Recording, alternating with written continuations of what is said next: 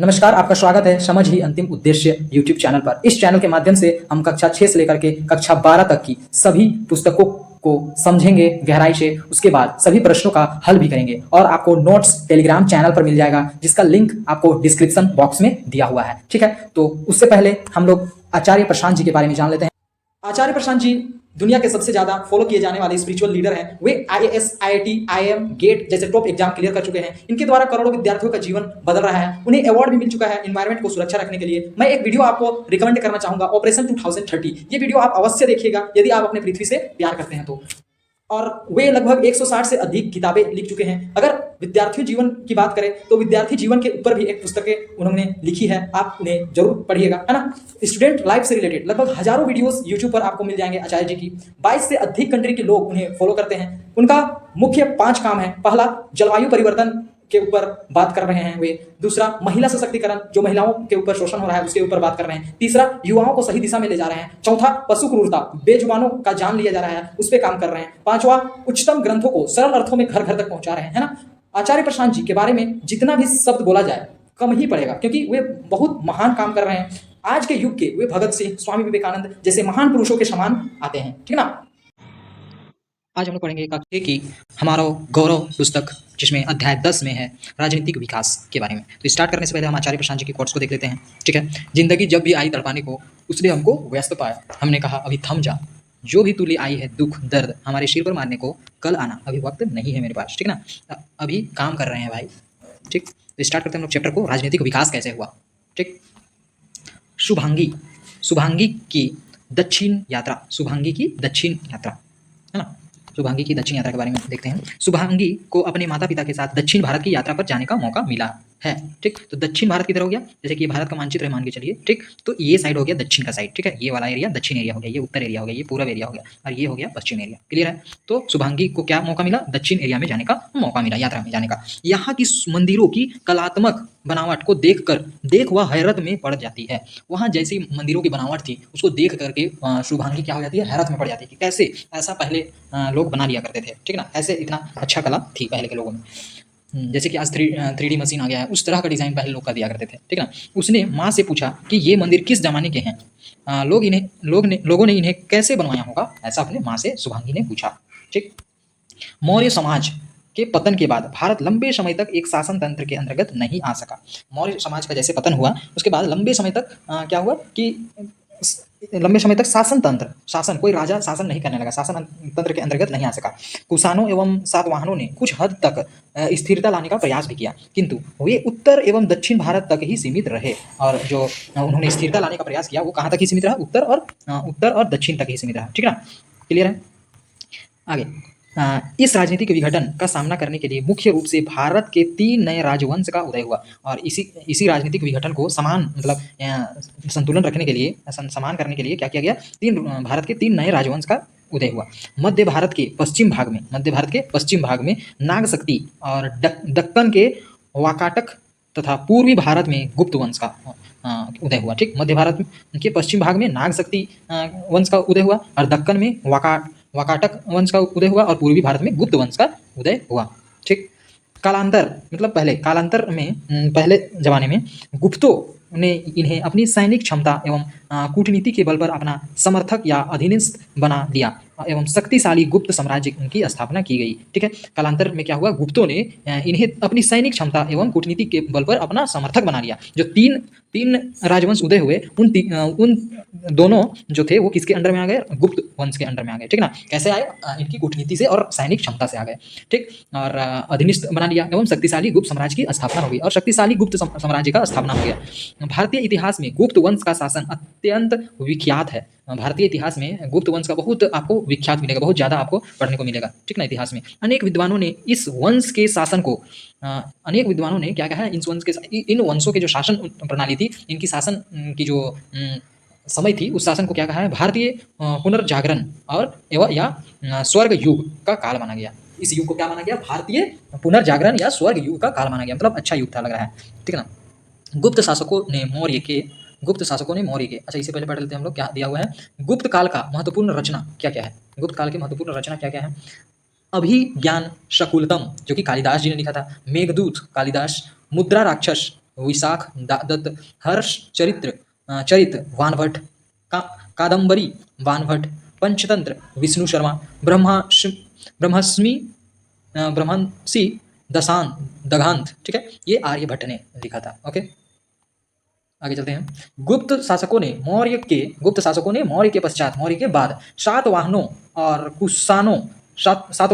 कुषाणों के अतिरिक्त, मतलब उसके अलावा पुनः भारत में राजनीतिक एकता स्थापित करने का प्रयास कर लिया। पुनः भारत में एकता मतलब एक साथ जुट करके सभी सामना करेंगे, वो क्या कर लिया, एकता स्थापित करने का प्रयास किया। गुप्त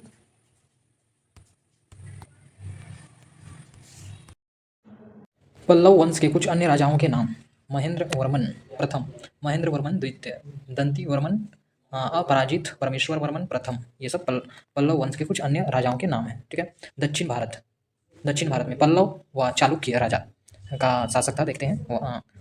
गुप्त वंश के बाद हर्षवर्धन के अलावा कोई ऐसा राजा नहीं था जो उत्तर भारत की राजनीतिक स्थिरता को बनाए रखता। हर्षवर्धन के अलावा और कोई राजा नहीं था जो कि उत्तर भारत का स्थिरता को बनाए रखे, ठीक ना। इसी समय दक्षिण भारत में चालुक्य वंश एवं कांची के पल्लव वंश शासन कर रहे थे। ठीक। चालुक्य वंश के इतिहास के बारे में जानकारी हमें अभिलेखों से प्राप्त होती है, अभिलेखों से मिलता है। अभिलेख मतलब जान रहे हैं आप, जो पत्थरों पर। इनमें सर्वाधिक महत्वपूर्ण पुलकेशिन द्वितीय के एहोल अभिलेख है। चंद्रगुप्त वंश के जो इतिहास के बारे में हमें अभिलेखों से मिलता है। अभिलेख मतलब या तो पत्थरों में जो लिखा हुआ होता है या तो ताम्रपत्रों में, ठीक ना। तो अभिलेखों से मिलता है। और इनमें सर्वाधिक महत्वपूर्ण कौन है? पुलकेशिन द्वितीय का एहोल अभिलेख है। यह अभिलेख एक प्रशस्ति के रूप में है। इसकी भाषा संस्कृत और लिपि ब्राह्मी है। इस लेख की रचना रवि कृति ने की है। ठीक है। दक्षिण में चालुक्य वंश का उदय बदामी या वतापी में हुआ था। कहाँ पर हुआ था उदय? स्टार्ट कहाँ पर हुआ था चालुक्य वंश? वो बदामी और वतापी में हुआ था। इस वजह से इन्हें बदामी अथवा वतापी का भी चालुक्य कहा जाता है। पुलकेशिन द्वितीय वतापी शासकों में सर्वाधिक पराक्रमी एवं महान था। उसने दक्षिणा पथेश्वर की उपाधि धारण की थी। दक्षिणा पथेश्वर की उपाधि भी धारण की थी। पुलकेशिन द्वितीय ने हर्षवर्धन को पराजित किया था। पुलकेशिन द्वितीय ने ही हर्षवर्धन को भी पराजित किया था। ठीक। अब पल्लव के बारे में पढ़ेंगे। पल्लव वंश के शासकों का इतिहास उनके प्राकृत और संस्कृत अभिलेखों से प्राप्त होता है। हरिसेन के प्राग प्रशस्ति एवं हवेनसांग के यात्रा विवरण से भी इनके इतिहास का पता चलता है। इस शक्तिशाली वंश का संस्थापक सिंह विष्णु था। ठीक है। इनकी राजधानी कांचीपुरम थी, जो कृष्णा नदी के तट पर स्थित है। कांचीपुरम वर्तमान में सिल्क उत्पादन का महत्वपूर्ण केंद्र बन चुका है। ठीक है। पल्लव राजाओं का शासन काल स्थापत्य की उन्नति के लिए प्रसिद्ध रहा था। ठीक है ना। किसके लिए प्रसिद्ध रहा था? यह आपकी पल्लव राजाओं का शासनकाल स्थापत्य की उन्नति के लिए प्रसिद्ध था। ठीक ना। पल्लव वंश के राजा नरसिंह स्थापत्य में, मतलब हम लोग जान लेते हैं पहले। स्थापत्य कला का अर्थ होता है भवन या संरचनाओं का डिजाइन, ठीक ना। निर्माण के संबंधी कला विज्ञान का संयोजन, जिसमें विस्तृत योजनाओं, सटीक मापन और इंजीनियरिंग व गणित का उपयोग किया जाता था। ठीक है। तो पल्लव राजाओं का शासन काल स्थापत्य की उन्नति के लिए प्रसिद्ध था। ठीक ना। इसमें डिजाइनदार भवन बनाए गए थे, मतलब मापन का उन्हें ज्ञान हो गया था। ठीक ना, माप का। पल्लव वंश के राजा नरसिंह वर्मन द्वितीय का कार्यकाल सांस्कृतिक उपलब्धियों का रहा था। उसने कई मंदिरों का निर्माण करवाया, जिसमें कांचीपुरम का कैलाश नाथ मंदिर और महाबलीपुरम का समुद्र तटीय मंदिर शामिल है। उसने मंदिर निर्माण में कई निर्माण शैली राजसिंह शैली का प्रयोग किया। ठीक, देख सकते हैं महाबलीपुरम तट मंदिर, ये समुद्र के किनारे है। पल्लवों का प्रशासन कैसा था? राजा सैद्धांतिक एवं व्यवहारिक रूप से सर्वोच्च पदाधिकारी होता था। ठीक है। सबसे ऊंचा पदाधिकारी होता था। पल्लव राजाओं ने प्रज्ञा पालन के सिद्धांत पर कार्य किया था। ठीक है। राज्य में शांति व्यवस्था बनाए रखना एवं बाहरी आक्रमण से राज्य की सुरक्षा करना राजा का सबसे मेन काम था, प्रमुख कार्य था। राजा का पद वंशानुगत था। राजा का पद जो होता था वो वंश के अनुसार होते जाता था। ठीक। राजा की एक मंत्री परिषद होती थी, मंत्री का एक परिषद होता था, उसमें मंत्रियों का समूह होता था। ठीक है। स्थानीय प्रशासन पर विशेष ध्यान दिया जाता था। पल्लवों की थल एवं जल सेना मजबूत एवं संगठित थी। पल्लव सेना की जल की भी सेना थी और थल की भी सेना मजबूत और संगठित थी। 1/2 1/6वां भाग कृषि उपज का हिस्सा भूमि राजस्व के रूप में वसूला जाता था। ठीक है, 1/6 हिस्सा मतलब हर 6 भाग में एक हिस्सा दिया जाता था राजा के द्वारा। इनके शासनकाल में सर्वत्र शांति एवं सुव्यवस्था थी। ठीक, अब ग्राम्य जीवन कैसा था, गांव का जीवन कैसा था देखिए। गांव में रहने वाले लोग राजा को लगान देते थे। ठीक है, कर दिया करते थे। दक्षिण भारत में उर, सभा व नगरम 3 प्रकार के गांव थे। दक्षिण भारत में उर, सभा और नगरम 3 प्रकार के गांव थे। उर में किसान रहते थे। ग्राम प्रधान इन किसानों को लगान वसूल कर राजा को पहुंचाते थे। प्रधान क्या करते थे, किसानों से कर वसूल करके वे राजा तक पहुंचाते थे कर को। ठीक है, सभा ब्राह्मणों का गांव था और सभा जो था वो ब्राह्मणों का गांव था। ठीक, उर था किसानों का गांव, सभा था ब्राह्मणों का गांव। यह 2 प्रकार का होता, ब्राह्मण्य और आग्रहार। ठीक है, अब ब्राह्मण गांव भी 2 प्रकार का था, एक था ब्राह्मण्य और आग्रहार। राजा के द्वारा ब्राह्मणों को दान में मिला गांव ब्रह्मदेय गांव कहलाता था। ठीक है, आग्रहार गांव में ब्राह्मणों का व्यक्तिगत स्वामित्व होता था। यहाँ व्यक्तिगत होता था स्वामित्व। ठीक है, गांव में जो भी कामकाज होते थे वो सामूहिक होते थे। गांव में जो भी काम होते थे वो सामूहिक सब मिल करके करते थे। नगरम में व्यापारी होते थे। नगरम में क्या होते थे, व्यापारी होते थे। पूर्व में किसान, सभा में ब्राह्मण लोग रहा करते थे और नगरम में व्यापारी लोग रहा करते थे। ठीक है, जो व्यापार करके अपना जीवन यापन करते थे। राजा का कारवां तब भी इन गांवों से गुजरता था, तो गांव वालों को राजा की सेना व घोड़ों के लिए खाने पीने की सारी व्यवस्था करनी पड़ती थी। ठीक है, राजा की सेनाओं का और उनके घोड़ों का खाने पीने का लोगों को ही क्या करना पड़ता था, इंतजाम करना पड़ता था। याद करने योग्य शब्द क्या है, प्रशस्त क्या होता है, इलोजी। ठीक है, अभिलेख, रिकॉर्ड, साम्राज्य, किंगडम, शिल्पकार, आर्किटेक्ट। चलते हैं आगे। गुप्त वंश का शासन को खालिस्तान युग का काल कहा जाता है। किस युग का काल कहा जाता है, स्वर्ग युग का काल कहा जाता है। ठीक है, समुद्रगुप्त को भारत का खालिस्तान कहा जाता है। समुद्रगुप्त को क्या कहा जाता है, भारत का, समुद्रगुप्त को भारत का नेपोलियन कहा जाता है। ठीक है, बाणभट्ट खालिस्तान के दरबारी कवि थे। कहाँ के, हर्षवर्धन के दरबारी कवि थे बाणभट्ट। पल्लवों की राजधानी क्या थी, वो थी कांचीपुरम। ठीक है, पल्लवों की राजधानी कांचीपुरम थी। दक्षिण भारत में खालिस्तान और खालिस्तान 3 तरह के गांव थे। कौन कौन थे, उर, ठीक है, और सभा और नगरम 3 प्रकार के गांव थे। ठीक है ना, उर में किसान रहा करते थे और सभा में ब्राह्मण रहा करते थे और नगरम में व्यापारी लोग रहा करते थे। हरिसेन की गौतमी पुत्री से सातकर्णी की प्रशंसा में प्रशस्ति लिखी। हरिसेन ने गौतमी पुत्री श्री सातकर्णी की प्रशंसा में लिखी थी, बिल्कुल नहीं। ठीक है ना, अगला, पल्लवों की राजधानी एलोह थी, नहीं, पल्लवों की राजधानी क्या थी, वो थी आपकी कांचीपुरम। ठीक है, दक्षिण भारत में स्थानीय सभाएं सदियों तक काम करती रही। दक्षिण भारत में स्थानीय सभा सदियों तक काम करती रही क्या, बिल्कुल सही, सदियों तक काम करती रही। अगला, अभिज्ञान संकुतलम कालिदास की रचना है, बिल्कुल है। ठीक है, हर्ष चरित्र नामक कृति बाणभट्ट द्वारा लिखा गया था, बिल्कुल लिखा गया था। ठीक है, अगला प्रश्न, गुप्त काल के प्रशासनिक विशेषता का वर्णन कीजिए। गुप्त काल में कैसा प्रशासनिक व्यवस्था था, ये आपको क्या करना है, बताना है। तो गुप्त काल में केंद्रीय प्रशासन था, प्रांतीय प्रशासन था, जिला प्रशासन था और ग्राम प्रशासन था। कई स्तरों में बांटा गया था। ठीक है ना, जैसे कि केंद्रीय स्तर पर क्या होता था, केंद्रीय शासन में सम्राट का पद वंशानुगत था, वह मंत्री परिषद के सहयोग से शासन करता था। और प्रांतीय में राजकुमार लोग जाया करते थे। ठीक है ना, प्रांतों को भुक्ति कहा जाता था, जिनका शासन उपरिक मतलब राजकुमार या उनके वंशज जो संबंधी होते थे उनको उपरिक्त कहा जाता है, महाराज करते थे। जिले का शासन जिलों को विषय कहा जाता था। ठीक है, क्या कहा जाता था, विषय कहा जाता था, और इनका शासन विषयपति के हाथ में था। ग्रामीण शासन, ग्राम स्तर पर ग्राम सभाएं होती थी जो ग्रामीण एवं महत्तर की अध्यक्षता में कार्य करती थी। ठीक, अगला प्रश्न क्या है, पल्लवों की प्रशासनिक व्यवस्था कैसी थी। पल्लवों की जो प्रशासनिक व्यवस्था थी वो कैसी थी, प्रारंभिक पल्लव शासक से लेकर 9वीं शताब्दी के अंत तक पल्लवों ने शासक किया। राजधानी क्या थी उनकी, राजधानी, पल्लवों की राजधानी कांचीपुरम थी। राजस्व, मंत्री राजस्व प्राप्त करते थे और राजा द्वारा दिए गए दान संबंधी आदेशों का पालन भी करते थे। ठीक, अगला प्रश्न क्या है देखिए, चीनी यात्री हवेन सांग ने हर्षवर्धन के द्वारा किए गए किन किन कार्यों का उल्लेख किया है, किन किन कामों का उल्लेख किया है, वो देखिए। चीनी यात्री हवेन सांग ने हर्षवर्धन के शासन काल में लिए गए भाग, हिरण्य और बलि नामक कार्यों का उल्लेख किया है। अगला प्रश्न क्या है, आइए करके देखें। ठीक है ना, भारत का मानचित्र बनाकर उसमें हर्षवर्धन के साम्राज्यों को रेखांकित कीजिए। हर्षवर्धन का क्या क्या साम्राज्य था उसको भारत के मानचित्र में आपको बनाना है। तो हर्षवर्धन जो थे वे हर्षवर्धन के साम्राज्य मानचित्र पर रेखांकित, तो कन्नौज हर्षवर्धन की राजधानी थी। ठीक है, उसे दिखाना है, और साम्राज्य का विस्तार उत्तरी भारत के बड़े हिस्से को कवर करता था। ठीक है, ये आपको दर्शाना है। क्लियर है। यदि आपको चाहिए बेहतर जीवन, यदि आपको लिखनी है नई कहानी, तो आचार्य प्रशांत जी की शिक्षाओं से जुड़िए, है ना। यदि आप जुड़ना चाहते हैं लाइव, तो आचार्य प्रशांत जी की शिक्षाओं से जुड़ सकते हैं। आचार्य प्रशांत ऐप डाउनलोड कीजिए, वहाँ से भी जुड़ सकते हैं, या तो आप क्रोम पर भी जा करके विजिट करके साइट पर और जुड़ सकते हैं। यदि कुछ भी प्रॉब्लम आता है तो आप व्हाट्सएप कीजिएगा, मैं आपको मदद कर सकता हूँ, ठीक है, इस नंबर पर। ओके, नमस्कार। गुप्त काल की जानकारी हमें साहित्य एवं पुरातात्विक स्रोतों से मिलती है। साहित्य मतलब पुस्तकों जो लिखा गया था साहित्यकारों के द्वारा, और पुरातात्विक स्रोत मतलब जो पुरानी बातों को जिसमें लिखा जाता है उन स्रोतों से हमें मिलता है, ठीक है। अगर आप पिछली वीडियोस को देखे होंगे, पिछली चैप्टर के, तो आपको ये क्लियर हो रहा होगा कि पुरातात्विक और साहित्य क्या है, वो क्लियर हो जाएगा, ठीक है। समुद्रगुप्त, समुद्रगुप्त एक महान विजेता एवं पराक्रमी शासक थे, ठीक है, महान विजेता और पराक्रमी शासक थे। इसे भारत का नेपोलियन भी कहा जाता है। ये क्या कहा जाता है? भारत का नेपोलियन भी कहा जाता है। समुद्रगुप्त ने गुप्त राज्य की शक्ति एवं प्रतिष्ठा में वृद्धि कर इसे एक साम्राज्य के रूप में स्थापित किया था, ठीक। गुप्त राज्य की शक्ति एवं प्रतिष्ठा को बढ़ा करके इसे एक साम्राज्य में के रूप में स्थापित कर दिया था। हरिसेन के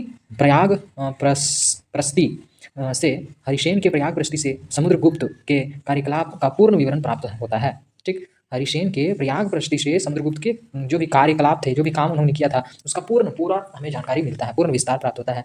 इसमें समुद्रगुप्त को महान योद्धा, विद्वान व एक कवि के रूप में प्रशंसा की गई है। उसमें क्या है? समुद्रगुप्त को एक योद्धा के रूप में भी, विद्वान के रूप में भी और कवि के रूप में भी व्यक्त किया गया है, ठीक। समुद्रगुप्त ने साम्राज्य की स्थापना के अलावा प्रशासनिक व्यवस्था कायम कर पूरे साम्राज्य में सुख एवं शांति का राज्य स्थापित किया था, ठीक है। चंद्रगुप्त द्वितीय, अब चंद्रगुप्त द्वितीय के बारे में जानते हैं। समुद्रगुप्त के बाद गुप्त वंश का सबसे श्रेष्ठ शासक, समुद्रगुप्त के बाद सबसे श्रेष्ठ कौन था? चंद्रगुप्त था। चंद्रगुप्त द्वितीय को माना जाता है। शासन बनाने के बाद इनसे विक्रमादित्य की उपाधि धारण की, ठीक है। शासक बनने के बाद इसने विक्रमादित्य की उपाधि धारण की। समुद्रगुप्त द्वितीय ने अपने साम्राज्य का विस्तार सैन्य अभियान और वैवाहिक संबंध बनाकर किया। क्या करके किया? ज़्यादा से ज़्यादा सैन्य अभियान चला करके वैवाहिक संबंध बनाया ज़्यादा से ज़्यादा लोगों से, ठीक है ना। और वह एक वीर योद्धा, साम्राज्य निर्माता, कुशल प्रशासक एवं निपुण कूटनीतिज्ञ के रूप में प्रसिद्ध हैं, ठीक। महाकवि कालिदास चंद्रगुप्त द्वितीय की दरबारी कवि थे। चंद्रगुप्त द्वितीय के दरबारी कवि कौन थे? कालिदास, महाकवि कालिदास जी, ठीक। प्रशासनिक व्यवस्था, गुप्त काल में राजा शासन का प्रधान होता था। गुप्त काल में जो राजा होता था वो शासन का मेन जड़ होता था, ठीक है ना, प्रधान होता था, जिसे महाधिराज कहा जाता था। राजा की सहायता से एक मंत्री परिषद होती थी। राजकाज में राजकुमारी भी उसकी सहायता करती थी, और राजकुमार भी उसकी सहायता करते थे। जो राजा के बेटा होते थे वो भी उनकी मदद किया करते थे। मंत्रियों को वेतन नगद भी दिया जाता था, ठीक, या कुछ अनाज के रूप में, या पोशाक के रूप में, या कुछ सोने चांदी, ऐसे तो दिए ही जाते थे, लेकिन वेतन नगद के रूप में भी दिया जाता था। राज्य की शासन व्यवस्था कई स्तरों में बटी हुई थी, ठीक, संचालित थी। प्रांत, जैसे कि प्रांत में क्या आता है? देश, अवनी, भुक्ति। प्रांत को क्या क्या नाम से जानते हैं हम लोग? देश, अवनी और भुक्ति के नाम से। प्रांत के शासक को, प्रांत में जो शासन करता था उसको उपरिक कहा जाता था। ज्यादातर उपरिक राजकुमार अथवा राज परिवार से संबंध व्यक्ति होते थे। जो उपरिक होते थे, प्रांत में जो शासक होते थे, वे ज्यादातर राजकुमार होते थे या राज परिवार से संबंधित कोई व्यक्ति होते थे। गुप्त काल में भूमिकर उपज का लगभग 1/6 भाग था। गुप्त काल में भूमिकर मतलब भूमि जो खेती होती थी उससे जो उपजती थी उसमें 1/6 भाग देना पड़ता था, ठीक है ना। 1/6 भाग था, ठीक। जैसे कि 6 बोरी हुआ तो 1 बोरी आपको राजा को देना पड़ता था। हर 6 बोरी में 1 बोरी राजा को देना पड़ता था, ठीक है। जैसे कि 6 बोरी आपके पास धान हुआ तो आपको क्या करना पड़ता? हर एक मान के चलिए 12 बोरी धान हुआ, ठीक है। 12 बोरी धान हुआ तो राजा को कितने देने पड़ेंगे? 2 बोरी आपको धान देने होंगे, ठीक। ये नालंदा विश्वविद्यालय का आपको दिख रहा होगा चित्र, ठीक है। नालंदा विश्वविद्यालय का चित्र दिख रहा है, नालंदा महाविहार। प्राचीन भारत के शिक्षा केंद्रों में नालंदा विश्वविद्यालय महत्वपूर्ण स्थान रखता है। यह दक्षिण भारत में राजगृह में स्थित है। राजगृह वर्तमान में राजगीर में स्थित है। इसकी स्थापना गुप्त शासक कुमार गुप्त ने की थी, ठीक, गुप्त के बेटे कुमार गुप्त ने की थी। इस अंतर्राष्ट्रीय ख्याति प्राप्त विश्वविद्यालय, मतलब ये अंतर्राष्ट्रीय मान्यता प्राप्त विश्वविद्यालय में भारत, जावा, चीन, तिब्बत, लंका एवं कोरिया के विद्यार्थी विद्या ग्रहण करते थे। यहाँ देखिए अलग अलग देशों के विद्यार्थी भी यहाँ विद्या ग्रहण करते थे। यहाँ बौद्ध धर्म के महायान शाखा का अध्ययन विशेष रूप से होता था। बौद्ध धर्म का जो महायान शाखा है उसका अध्ययन विशेष रूप से होता था। यहाँ शिक्षा पाली भाषा में दी जाती थी, ठीक, यहाँ शिक्षा पाली भाषा में दी जाती थी। जो भी शिक्षा होती थी वो पाली भाषा में दी जाती थी। चीनी यात्री वहंसांग भी यहाँ का विद्यार्थी रह चुका था। चीनी यात्री जो हवेनसांग जो है वो यहाँ के विद्यार्थी रह चुके थे, ठीक। गुप्त वंश के बाद का शासक कौन थे? हर्षवर्धन। हर्षवर्धन पुष्यभूति वंश का महान राजा था। पुष्यभूति वंश का महान राजा था। उसने अपनी राजधानी थानेश्वर की जगह कन्नौज को बनाया था। कवि बाणभट्ट ने हर्षवर्धन की जीवनी हर्षचरित में लिखी है। चीनी यात्री हवेन सांग के यात्रा वृतांत से भी हर्षवर्धन के शासन की जानकारी मिलती है। ठीक, हर्षवर्धन ने 41 वर्षों तक एक बड़े भूभाग पर शासन किया, बड़े भूमि क्षेत्र पर उन्होंने शासन किया। यह भी जानी चीनी यात्री हवेनसांग के अनुसार हर्ष की राजकीय आय 4 भागों में बटी हुई थी। जो हर्षवर्धन की जो राज्य की जो आमदनी होती थी, कर जो जमा होती थी, वो 4 भागों में बटी हुई थी। एक भाग राजा के खर्च के लिए रखा जाता था, ठीक है। दूसरा भाग विद्वानों के लिए, जो शास्त्रों का ज्ञान रखते थे, जो विद्या दिया करते थे विद्वानों के लिए। तीसरा भाग अधिकारियों के लिए और अमलों मतलब अधिकारियों और अमलों समूहों के बंदोबस्त के लिए और समूहों के बंदोबस्त के लिए। चौथा भाग धार्मिक कार्यों के लिए रखा जाता था, ठीक है। पहला भाग किसके लिए? राजा के खर्च के लिए। दूसरा भाग विद्वानों के लिए। तीसरा भाग अधिकारियों और समूहों के लिए। और चौथा भाग धार्मिक कार्यों के लिए रखा जाता था, ठीक।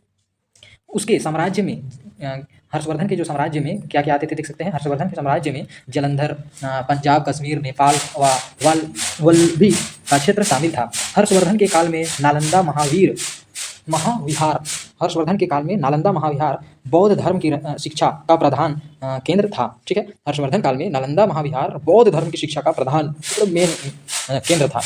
हर्षवर्धन एक प्रतिष्ठित नाटककार एवं कवि भी थे।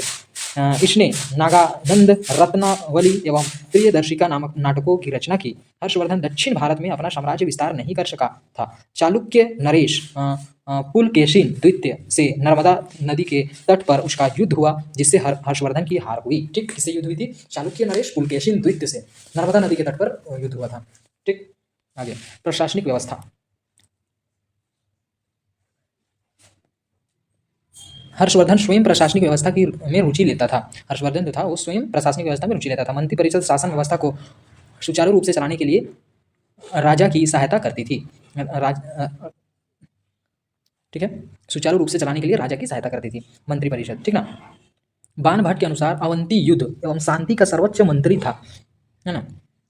सिंहनाद हर्ष का महासेनापति था। सिंहनाद जो था हर्षवर्धन का महासेनापति था। हर्ष के समय में अधिकारियों को वेतन नगद व जागीर के रूप में दिया जाता था। राजस्व के स्रोत में 3 प्रकार के करों का उल्लेख मिलता है। राजस्व के जो स्रोत होते थे उनका जो करों का उल्लेख मिलता है, भाग, हिरण्य और बलि। 3 रूप से करों का उल्लेख मिलता है, ठीक है। भाग और हिरण्य और बलि। प्रशासन की सुविधा के लिए हर्षवर्धन ने साम्राज्य को कई प्रांतों में विभाजित किया था, कई प्रांतों में बांट दिया था। इन प्रांतों को भुक्ति कहा जाता था। और हर्षवर्धन ने विभाजित जो किया था साम्राज्य को कई प्रांतों में, उन्हें क्या कहा जाता था? भ्रुंथि कहा जाता था, भुक्ति, ठीक है। कैलाश मंदिर का जो चित्र है वो देख पा रहे होंगे, पहाड़ को काट करके बनाया गया है। पल्लव वंश। यदि आपको इस वीडियो से हेल्प हुआ है तो मैं आप लोगों को एक काम दे रहा हूं, उस काम को आप अवश्य ही पूरा कीजिएगा। आप देख पा रहे होंगे कि आपको वीडियो के नीचे मोर करके लिखा हुआ दिख रहा होगा, मोर करके। उस मोर पर आप क्लिक कीजिएगा, आपको डिस्क्रिप्शन पेज खुल जाएगा, ठीक है। डिस्क्रिप्शन पेज में फिर से आपको मोर लिखा हुआ दिखेगा, मोर पर फिर से आप क्लिक कीजिएगा, ठीक है ना। तो आपका डिस्क्रिप्शन ओपन हो जाएगा। आप नीचे की ओर स्क्रॉल करते हैं, आप देख पा रहे हैं कि क्लाइमेट चेंज बाय आचार्य प्रशांत जी। इस वीडियोज़ को अवश्य ही आप देखिएगा। क्लाइमेट चेंज के ऊपर आचार्य जी की वीडियो है। ये आज का सबसे बड़ा मुद्दा निकल चुका है। यदि आप अपने घर वालों से प्यार करते हैं, यदि आप अपने गांव वालों से प्यार करते हैं, यदि आप अपने शहर से, अपने राज्य से, अपने देश से प्रेम करते हैं, अपने विश्व से, अपनी पृथ्वी से यदि आप प्रेम करते हैं, तो ये वीडियो को आप अवश्य ही शेयर कीजिएगा। आचार्य जी की जो वीडियो है क्लाइमेट चेंज का समाधान, ये वीडियो को आप देखिए, समझिए, ज़्यादा से ज़्यादा लोगों तक शेयर कीजिए। क्योंकि अगर आप अपने देश के लिए कुछ काम करना चाहते हैं, कुछ अपना स्वधर्म निभाना चाहते हैं, तो ये वीडियो को ज़्यादा से ज़्यादा लोगों तक शेयर कीजिए। क्योंकि सबसे बड़ा मुद्दा बन चुका है अभी क्लाइमेट चेंज। क्योंकि 365 में से ऐसा कोई भी दिन नहीं है जिस दिन हमारा क्लाइमेट ठीक है ना। और सबसे बड़ा नुकसान जानवरों को हो रहा है और गरीब तबके के लोगों को हो रहा है, ठीक है। जो कि इसके लिए वे जिम्मेवार भी नहीं है। जिम्मेवार तो वो अमीर लोग हैं जो ज़्यादा से ज़्यादा कार्बन फुटप्रिंट छोड़ रहे हैं और पृथ्वी को नुकसान पहुंचा रहे हैं, ठीक है।